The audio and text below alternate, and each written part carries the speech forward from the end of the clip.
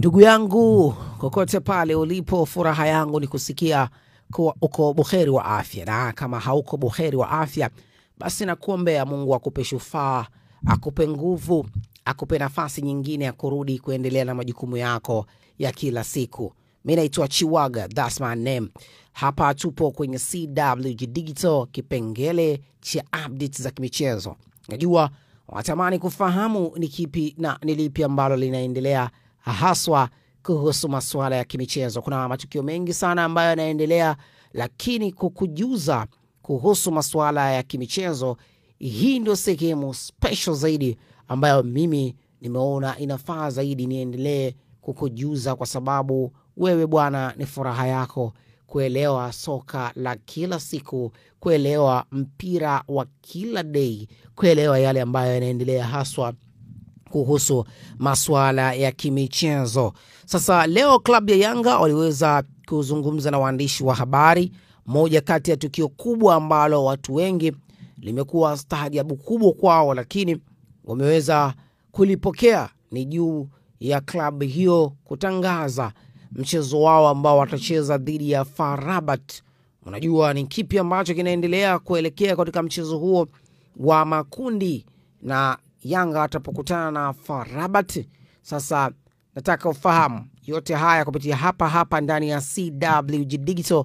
Basi subscribe kwanza, like na kucomment, ili mradi uwe miongoni mwa watu wa mwanzoni zaidi kuendelea kupata habari, matukio na vitu vingi ambavyo vinahusu masuala ya kimichezo. Sasa habari ambayo tunayo na habari ambayo imetufikia, tukaona sasa tuendelee kukujuza ndugu yetu, wewe mdau mwenzetu ambaye unafuatilia sana masuala ya kimichezo.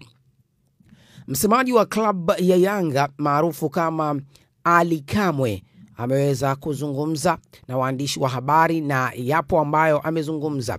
Moja ya kitu ambacho tunatakiwa tufahamu kwamba Yanga wanaelekea Zanzibar hapo kesho kwenye mchezo wa ligi ya mabingwa dhidi ya FAR Rabat.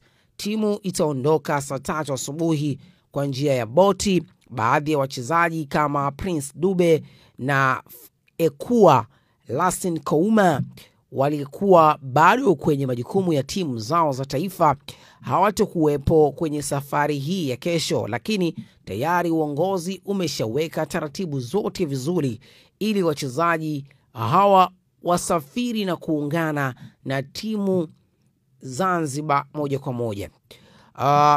Alikamwe akaendelea kusema wachezaji waliokuwa kwenye timu ya Tanzania wamesharejea na ni sehemu ya safari ya kesho. Niwaombe Wazanzibari kujitokeza.